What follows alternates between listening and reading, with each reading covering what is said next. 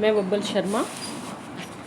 रीतिकालीन काव्य में हमारे पिछले वीडियो में हमने कवि देव के बारे में पढ़ना शुरू किया था। उनके एक पद्य के बाद अब हम उनका दूसरा पद्य पढ़ने जा रहे हैं, जो इस प्रकार है। कोई कहो कुलटा कुलीन अकुलीन कहो, कोई कहो रंकनी कलंकिनी कुनारी हो। कैसे परलोक नरलोक बरलोकन में, लीनों में अलोक लोक लोकन ते न्यारी हो। तन जाही मन जाही देव गुरुजन जाही, जीव क्यों न जाही टेक टरन नटारी हो। वृंदावन वारी बनवारी के मुकुट वारी, पीत पतवारी वाही मूर्ति पे वारी हो। यहाँ कवि देव ने श्री कृष्ण की उपासना करते हुए श्री कृष्ण के प्रति अपने एकांतिक प्रेम को व्यक्त करते हुए कहा है कि कोई गोपी श्री कृष्ण के प्रति अपना प्रेम अभिव्यक्त करते हुए कहती है कि कोई कहो उल्टा, यदि मैं श्री कृष्ण की भक्ति में लीन हूँ और इस विषय में कोई मुझे कुलहीन कहता है, कुलीन अकुलीन कहो, और जगत निंदा के कारण कोई व्यक्ति मुझे कुलीन कहता है, चाहे से कोई एकुलीन कहता है, कोई ये कहे कि इसने श्री कृष्ण के प्रति अपना प्रेम करके और जगत में अपने वंश का नाम डुबो दिया हो, उससे मुझे कोई फ़र्क नहीं पड़ेगा। कोई कहो रंकनी कलंकिनी कुनारी हो, कोई मुझे रंकनी कहे, कोई मुझे गरीब बताए, कलंकिनी कोई कुल को कलंकित करने वाली बताए, कुनारी हो, और कोई चाहे से मुझे कुपथगामिनी कुनारी बताए, लेकिन श्री कृष्ण के प्रति मेरे मन में जो भाव है उसको मैं कहीं भी छोड़ने वाली नहीं हूँ। कैसो परलोक नरलोक बरलोकन में, कि मुझे लोक परलोक की चिंता बिल्कुल नहीं है। मेरे लिए परलोक नरलोक, ये जो मृत्यु लोक है और श्रेष्ठ जितने भी लोक हैं, उन लोकों में मुझे कहाँ रहना है, मुझे क्या करना है, इसकी कोई परवाह नहीं है। लीनों में अलोक लोक लोकन ते न्यारी हो, क्योंकि श्री कृष्ण के साथ मैंने तो अपना एक अलग ही लोक बना लिया है। लीनों में अलोक, मैं इन सांसारिक लोकों से अलग लोक में हूँ। लोक लोकन ते न्यारी हो, और जितने भी लोक हैं उन सब से मैंने अपना अलग निवास बना लिया है।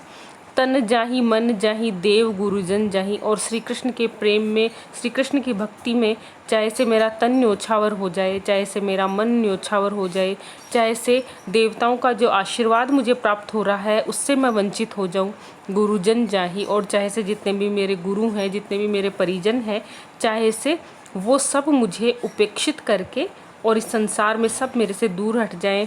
जीव क्यों न जाही, यहाँ तक कि चाहे से मुझे मेरे प्राण क्यों न देने पड़े, चाहे से मेरा जीव है वो मेरा साथ छोड़ जाए। टेक टरत न टारी हो, लेकिन श्री कृष्ण के प्रति जो टेक, उनका जो सहारा मैंने ग्रहण कर लिया है, उसको टरत न टारी हो, उसको किसी भी प्रकार से मैं छोड़ने वाली नहीं हूँ, उस प्रेम से दूर हटने वाली नहीं हूँ। वृंदावन बारी बनवारी के मुकुट वारी, श्री कृष्ण जो वृंदावन में निवास करते हैं, उन बनवारी की जो मुकुट धारण की हुई जो छवि है, पीत पटवारी, और जिन्होंने पीताम्बर पीले वस्त्र धारण कर रखे हैं, वाही मूर्ति पे वारी हो। इस सांसारिक लोक निंदा से दूर होकर, सांसारिक माया मोह विषय वासनाओं से दूर होकर, मैं उन वृंदावन में निवास करने वाली और मुकुट धारण किए हुए, जो पीले वस्त्रों को धारण किए हुए बनवारी, उन श्री कृष्ण की जो मूर्ति है, बारी हो, मैं अपने आप को उस मूर्ति पर न्योछावर कर सकती हूँ। यहाँ किसी गोपिका का श्री कृष्ण के प्रति जो अनन्य प्रेम है, जो एकनिष्ठ प्रेम है, इसका यहाँ पर कवि देव ने बहुत सुंदर वर्णन किया है, और अनुप्रास अलंकार यहाँ पर इसके सौंदर्य बोध को और भी ज़्यादा बढ़ाने वाला प्रतीत हो रहा है। ब्रज भाषा का प्रयोग यहाँ पर कवि देव ने किया है। अब हम अगले पद्य की ओर बढ़ते हैं। रावरो रूप रयो भरी नैननी, बैननी के रससों श्रुतिशानो, गात में गात देखत गात तुम्हारो ही, बात तुम्हारी बात बखानो। ऊधो हाहा हरिसो कहियो, तुम हो न इहा यह हो नहीं मानो। या तनते बिछुरे ते कहाँ, मनते अनते जुबसो तब जानो। श्री कृष्ण ने मथुरा जाने के बाद कुछ समय तक गोपियों को कोई संदेश नहीं दिया, गोपियों से उन्होंने कोई हालचाल नहीं पूछा, और अपने मित्र उद्धव के ज्ञान का जो घमंड है उसको नष्ट करने के लिए और गोपियों को अपना प्रेम अभिव्यक्त करने के लिए उन्होंने उद्धव को मथुरा भेजा। मथुरा जाकर उद्धव ने जब निर्गुण ब्रह्म की उपासना का ज्ञान गोपियों को दिया तो गोपियों के प्रत्युत्तर से, गोपियों के तर्क से उद्धव उत्तरहीन हो गए और उनका जो ज्ञान का घमंड था, ज्ञान का जो मंडन उन्होंने कर रखा था, वो सारा खंडित हो गया। यहाँ पर अपने प्रेम का, अपने श्री कृष्ण के प्रति जो एकनिष्ठ भाव है, गोपियों का जो समर्पण है, उसका वर्णन करते हुए यहाँ गोपियाँ उद्धव से जो कह रही हैं उसका वर्णन कविदेव ने किया है। रावरो रूप रयो बरी नैननी, कि हे श्री कृष्ण, रावरो यानी आपका जो रूप है, रयो भरी नैननी, वो ही हमारे नेत्रों में भरा हुआ है। हमारे नेत्रों में श्री कृष्ण के अलावा और कोई छवि समाने वाली नहीं है। बैननी के रसों श्रुतिसानो, और बैननी के रस, बैननी वचनों का जो रस है, वचनों से जो आनंद प्राप्त होता है, बातों में हमारे जो रस है वो सिर्फ श्री कृष्ण के कारण है। कहने का मतलब हमारे प्रत्येक वचन में श्री कृष्ण का वर्णन हमें देखने को मिलता है। सो श्रुतिसानों, और श्री कृष्ण के वचन सुनकर जो सुनने वाले हैं उनके जो कान हैं वो भी बहुत ही आनंद को प्राप्त करते हैं। गात में देखत गात तुम्हारे, और हे श्री कृष्ण, प्रत्येक गात में, प्रत्येक शरीर में हम तुम्हारी छवि देखते हैं, प्रत्येक शरीर में हम तुम्हारे दर्शन को प्राप्त करते हैं। बात तुम्हारी ये बात बखानो, और जहाँ भी कोई वर्णन, जहाँ भी कोई वार्ता होती है वहाँ बात बात में तुम्हारी बात ही चलती है। कहने का मतलब सुनते हैं तो तुम्हारी बात, कहते हैं तो तुम्हारी बात, आँखों में तुम्हारा रूप बसा हुआ है और प्रत्येक शरीर में हमें तुम्हारे सौंदर्य के दर्शन होते हैं।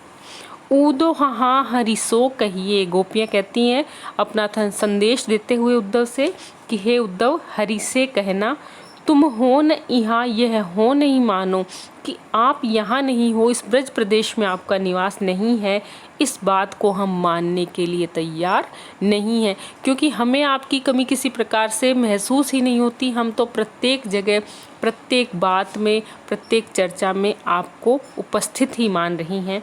या तनते बिछुरे तो कहाँ, ये आप सांसारिक रूप में, आप लौकिक रूप में हमारे शरीर से बिछुड़ गए।